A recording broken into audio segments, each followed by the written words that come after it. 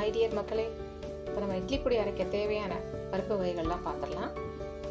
எல்லாமே இதில் தான் எடுத்திருக்கேன். இது ஆழாக்குன்னு சொல்லுவோம். ஒரு ஆழாக்கு, இதில் ஒரு ஆழாக்கு வரமிளகாய், அரை டம்ளர் அரை ஆழாக்கு கடலைப்பருப்பு, 3/4 ஆழாக்கு துவரம்பருப்பு, 1/2 ஆழாக்கு உளுந்தம்பருப்பு, அப்புறம் எவ்வளோ வேணாலும் நமக்கு தேவைக்கு ஏற்ற அளவு கருவேப்பிலை காய வச்சு கழுவி காய வச்சு எடுத்து வச்சுருக்கிறேன். அப்புறம் இதுக்கு தேவையான உப்பு, பெருங்காயம். இப்போ இது எல்லாத்தையும் நம்ம நல்லா வறுக்க போகிறோம். நல்லா செவக்க வறுத்துட்டு அரைக்க வேண்டியது தான். சுவையான இட்லி பொடி ரெடி.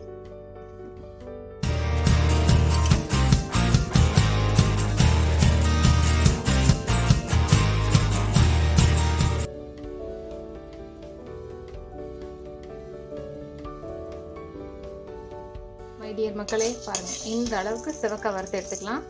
ஒவ்வொரு பருப்பையும் இது மாதிரி தனித்தனியாக வறுத்து எடுக்கணும். உப்பு முதற்கொண்டு தனித்தனியாக வறுத்து எடுக்கணும். வறுத்துட்டு அரைக்கும் போது எல்லாம் ஒன்றா சேர்த்து அரைச்சிக்கலாம். இதோட எள்ளு வேணாலும் கொஞ்சம் போட்டுக்கலாம்.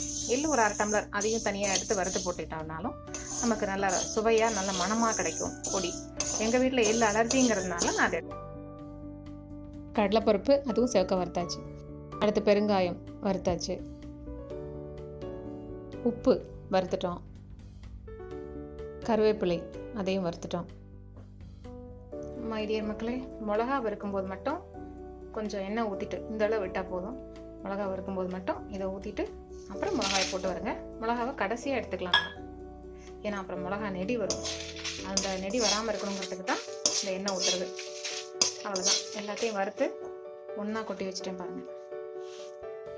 கொஞ்சம் ஆறுனதுக்கப்புறம் மிக்சியில் போட்டு நமக்கு தேவையான பதத்துக்கு நுணுக்கிட்டு எடுத்து ஒரு ஏர் கண்டெய்னரில் காற்று போகாத டப்பாவில் போட்டு வச்சுக்கிட்டோம்னா 2 மாதம் வரைக்கும் நமக்கு யூஸ் பண்ணிக்கலாம். அது எத்தனை மாதம் வேணால் கெடாமல் இருக்கும். நமக்கு 2 மாதத்துக்கு இது நல்லா யூஸ் பண்ணிக்கலாம். இதில் நல்ல நெய்யோ இல்லைன்னா உருக வச்ச நெய்யோ விட்டு கலந்துட்டு இட்லி, தோசை, சப்பாத்தி எதுக்கு வேணாலும் யூஸ் பண்ணிக்கலாம். சூப்பராக இருக்கும். பாருங்கள், பொடி ரெடி ஆகிடுச்சு. நம்ம எவ்வளோ கருவேப்பிலை போடுறோமோ அதுக்கேற்ற மாதிரி இந்த கலர் கிடைக்கும். எவ்வளோ வேணாலும் போட்டுக்கலாம். இல்லை கருவேப்பிலை இல்லைன்னா கொஞ்சமாக கருவேப்பிலை போட்டு இருக்கிறத போட்டு கூட அரைச்சிக்கலாம். எவ்வளோ போட்டால் நமக்கு ஆரோக்கியம், அதுக்காக கருவேப்பிலை கொஞ்சம் கூட சேர்த்துக்கிறது. இப்போ இதை இந்த பாட்டிலில் ஃபில் பண்ணி வச்சுருவேன். அப்பப்போ டெய்லி யூஸ்க்கு இதில் ஃபில் பண்ணதை எடுத்துக்கலாம். தீர்ந்ததுக்கப்புறம் இதுலேருந்து இதில் மாற்றிக்கலாம். இந்த மாதிரி ஏர்டைட் கண்டெய்னரில் போட்டு வச்சுட்டிங்கன்னா 2 மாதம் 6 மாதம் வரைக்கும் கிடவே கிடாது. நமக்கு இது 2 மாதத்தில் காலி ஆகிடும். ஏன்னா நல்லா டேஸ்ட்டாக இருக்கும் இல்லையா? அதனால் இதில் நல்லெண்ணெய் அப்பப்போ இதை ஒரு ஸ்பூன் விட்டு இதில் ஒரு ஸ்பூன் நல்லெண்ணெயோ அல்லது உருக்குன நெய்யோ போட்டு கலந்துட்டு இட்லி, தோசை, சப்பாத்தி எதுக்கு வேணாலும் தொட்டு சாப்பிடலாம். சூடாக சாதம் வெடித்து அதில் கூட கொஞ்சம் நெய் விட்டு இந்த பொடியும் போட்டு கலந்து சாப்பிட்டா அது கூட ரொம்ப டேஸ்ட்டாக இருக்கும். Okay, thank you.